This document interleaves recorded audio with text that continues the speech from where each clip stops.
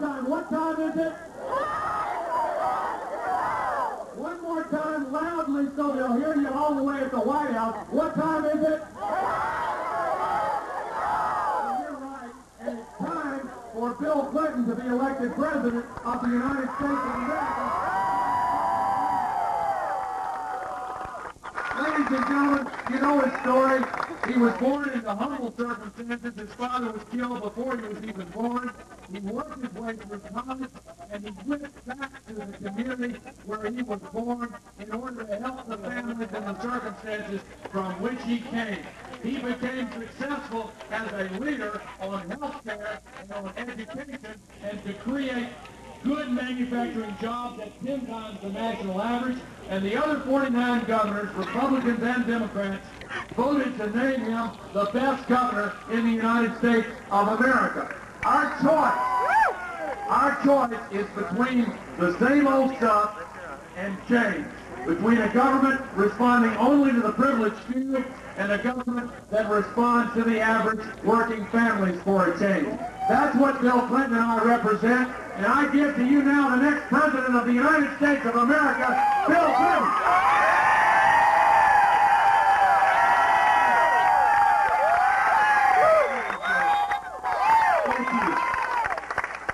Thank you so much. I know that a lot of you have been waiting for us a long time. Neighbor told me today that she heard that someone said that this is the biggest event in this town since the strawberry fell. I want you to know I come from a state where we grow strawberries, and I want the strawberry to rise. That's why we're running. I want this strawberry to rise, and I want every town like this to rise. I want to say to you, all of you, you know, we're going to the county fair up the road here, and you're all welcome to come with us up there. They've got several thousand people that have been waiting for us as we stop in every community where the people have come out to see us. I want to just make 2 or 3 points, if I might, here in Strawberry Point. The first is that there is a difference in this election, a choice you have to make that goes way beyond ordinary partisan politics. Way beyond Republican and Democrat and Independent, way beyond liberal and conservative. It's about whether we're going to keep the ideas that we've got that are driving this country down, or we're going to change.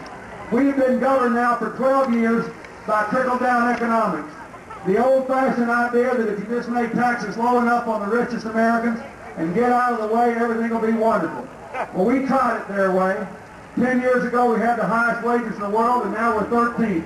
Most people in this crowd today are working harder for less money than they were making 10 years ago. Is that right? We've lost a record number of family farmers. We're having difficulty competing in the world. And it's because we're not doing the right thing. What works in this world today is to put people first, to get government, business, labor, and education on the same side. Everybody working together to make sure every person can live up to the fullest of their God-given abilities. That's why Al Gore and I are making this campaign to change the direction of this country. And let me give you just 3 examples. Number 1. We want an economic policy that invests in this country again. So we say, give more incentives to people with money if they'll invest their money here in this country to put our people to work to create American jobs, but no more tax breaks to move our jobs overseas. We say, guarantee that we're going to get out there and fight for fair treatment for everybody who works hard to make a living, including a fair return for farmers, which means open more markets and have a department that is for agriculture, not a department of agriculture.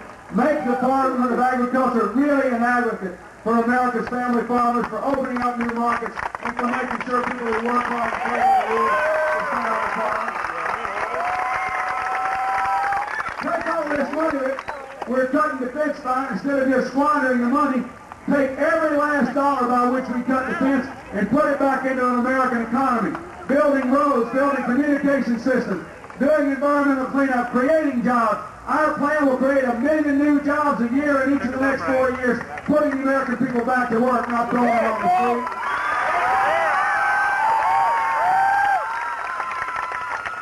Second thing we want to do is give this country a real education presidency. Every young person who gets out of high school who doesn't go to college ought to have 2 years of further training so they can get good jobs, not dead-end jobs. An apprenticeship program to give America the skills we need for the 21st century. And everybody who wants to go to college ought to have the ability to go. And if you'll let us, we'll give you that ability.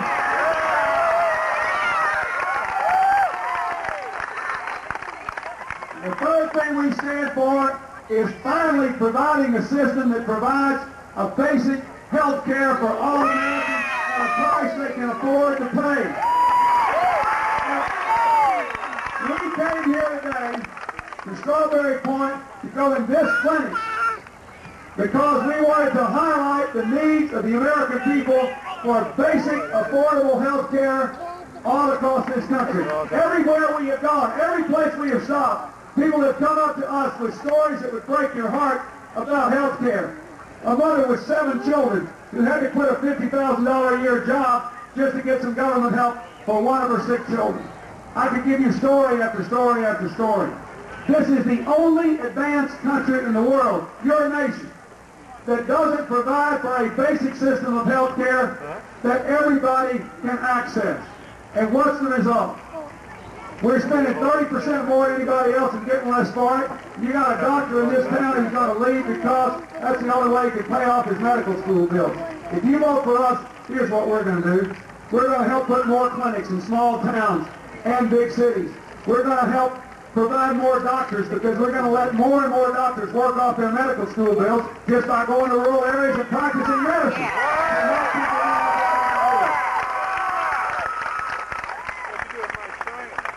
We're going to reform a system that today spends almost $100 billion in unnecessary money on things that have nothing to do with health care and put it back into taking care of the American people.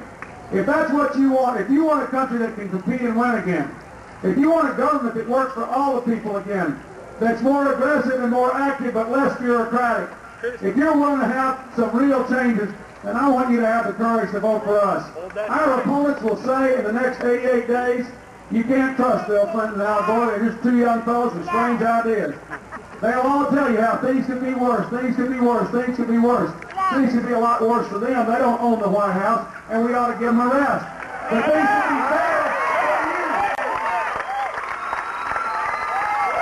And we just want to ask you to help make life better. Don't lose your courage. Don't lose your will to fight for change. Stay with us. If you're for new ideas, new direction, if you think your country can win again and you want it to win again, you help us win on November 3rd, and we'll work with you to make sure America wins beginning in January of 1993.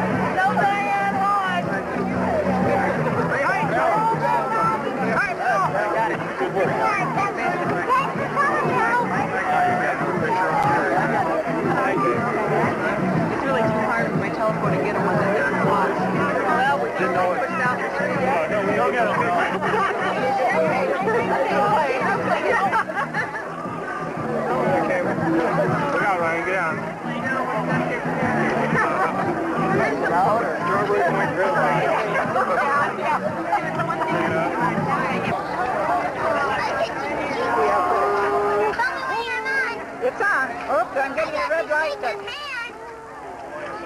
Who's here? Next President Clinton? I'm getting the red light. Either the battery is going down or it's flickering. So it's either